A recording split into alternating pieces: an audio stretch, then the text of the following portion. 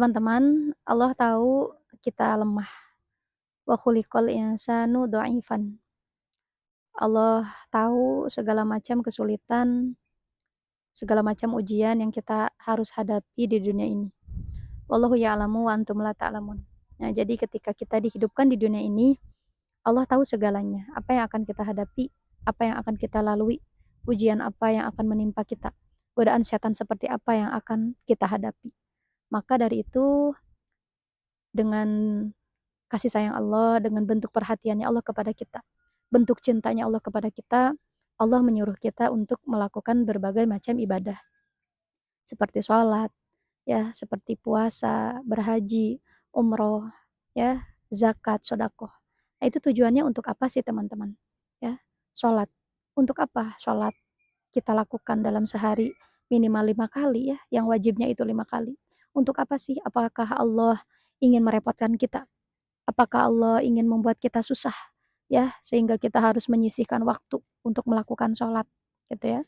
Nah, ketika kita sholat, ya, manfaatnya untuk apa? Manfaatnya bukan untuk Allah, tapi manfaatnya untuk kita. Dan bukannya Allah yang butuh kepada kita untuk sholat, tapi kitalah yang butuh terhadap sholat itu sendiri. Sholat, kata Allah, wa aqimis sholata li dzikri. Dirikanlah sholat untuk mengingat aku.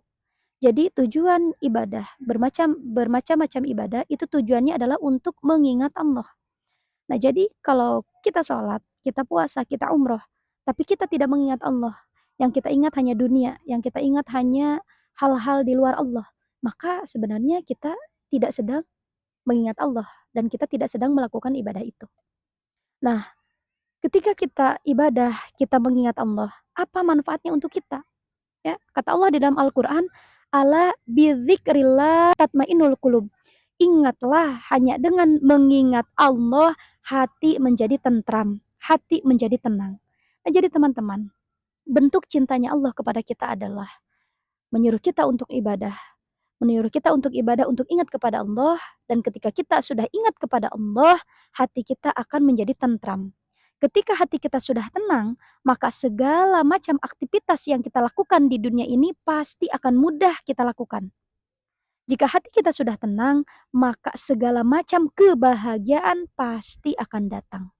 Maka teman-teman, ketika kita akan mengambil suatu langkah, suatu keputusan, ya, kita pikir dulu apakah keputusan ini, apakah langkah ini membuat batin saya tenang atau hanya sekedar memberikan kita kebahagiaan.